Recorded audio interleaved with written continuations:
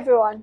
Following the Edexcel syllabus where the Picture of Dorian Gray is taught for its overarching theme of the supernatural, we'll go through the themes and motifs that encompass this in the next few videos.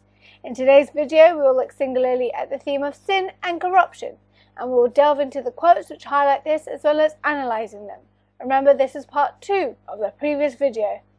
These are not meant to be essay plans, but will definitely help us later when we create the essay plans comparing the Picture of Dorian Gray by Oscar Wilde to Beloved by Toni Morrison. Here are all the branches of the theme of sin and corruption that we will explore today. For part 2 we have suffering, sacrifice, corruption, murder and death. You will see that some of the themes and motifs may overlap with each other, and that's fine. However, for that reason you will notice that as we progress into the video, some branches may have less to be spoken about solely because we would have covered them already in the other branches or previous videos. Now for suffering. The first notion of suffering occurs in chapter 1 when, interestingly, Basil comments, "We shall all suffer for what the gods have given us, suffer terribly." Here the idea of suffering is given a Dionysiac quality. Suffering is a mode in which people can live life in its full capacity. To suffer is to live. Notice, Basil says gods. This refers to the Greek ideology of more than one deity. This is shortly repeated by Lord Henry when he warns Dorian, "You will become sallow and hollow-cheeked and dull-eyed. You will suffer horribly. Realize your youth while you have it." This warning is paramount in the way Dorian Gray thinks of himself and his life's purpose. This makes him shift his priorities to a more Dionysian and hedonistic endeavour. This is the gear that changes Dorian for the rest of the book. When Lord Henry says, "I can sympathise with everything except suffering," in chapter 3, we observe a resistance to human compassion. Lord Henry views suffering as part of human nature, one that should not warrant pity from others. He admits it is too ugly, too horrible, too distressing, but he insists that there is something terribly morbid in the modern sympathy with pain. Here Lord Henry's philosophy on the ideas about suffering is odd. He simultaneously acknowledges that to suffer is to live, yet he reaffirms that suffering is a raw reality of life that should be disguised and hidden from the rest of the world. After Sybil Vane dies, Dorian repeats this notion to Basil. "I suffered immensely. Then it passed away. I cannot repeat an emotion. No one can, except sentimentalists." This dismissal of suffering is definitely not healthy for Dorian's mental health. Yet, he tries to implement Lord Henry's teachings. To become the spectator of one's own life, as Harry says, is to escape the suffering of life. Of course, today, we understand that bottling feelings and repressing them is highly detrimental to the mental health. Now we move on to sacrifice. Dorian Gray sacrifices his soul for immortal youth and innocence. If it were only the other way, if it were I who was to be always young and the picture that was to grow old, for that I would give everything. Yes, there is nothing in the whole world I would not give. I would give my soul for that. Sybil Vane sacrifices her life for her love for Dorian Gray.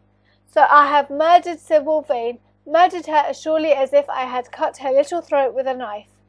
Dorian Gray sacrifices Basil's life to keep his secret safe. The friend who had painted the fatal portrait to which all his misery had been due had gone out of his life. That was enough. I will not delve deeper in this section, as we have covered the premises of each of these statements in part 1 or in the supernatural video. Now we move on to corruption. Remember when Alan Campbell warns Dorian Gray that he had gone from corruption to corruption? In this section we'll look at what this corruption could have been. In one occasion we learn Dorian Gray appeared at a costume ball as Anne de Joyeuse, Admiral of France, in a dress covered with 560 pearls. Here, Oscar Wilde's flamboyancy is mirrored in his protagonist. Besides the over-the-top fashion statement, it's interesting to note that this was an age of propriety and social etiquette. What others would have said about Dorian's artistic taste is shown over here. It is what we'd associate with borderline transgender behaviour. Cross-dressing was not common in the Victorian period. The narrator tells us that this taste enthralled for years. Clearly Dorian Gray was a trendsetter. I don't know about you, but I wouldn't expect anything less. Whilst at Bluegate's Fields, he was often entertaining the fashionable young men of his own rank, who were his chief companions, and astounding the county by the wanton luxury and gorgeous splendour of his mode of life.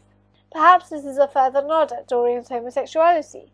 We already know that everything he collected in his lovely house were to be to him means of forgetfulness, modes by which he could escape, for a season, from the fear that seemed to him at times to be almost too great to be borne. This suggests that perhaps his entertainment of other flamboyant men was a mode of escape too. Nonetheless, the whispered scandals only increase in the eyes of many his strange and dangerous charm. Dorian Gray adopts a laissez-faire attitude towards his own reputation here. This is at odds with the many disguises he sports. However, this any PR is good PR attitude clearly does good for those who admire him. When Basil confronts Dorian, Dorian retorts that Basil had chattered enough about corruption. Now he shall look on it face to face. Basil, surprised at the madness of pride in every word Dorian uttered. He responds, "My God, don't tell me that you are bad and corrupt and shameful." Here the noun corruption sparks fear for Basil. In fact, when Basil looks at the painting, we see Dorian stand aside, crushing the flower in his hand. The sheer cruelty of Dorian can be seen here. Corruption had overcome Dorian. Now we move on to murder and death. Dorian murders Sybil Vane, he murders Basil, and he murders the portrait, and thus murdering himself.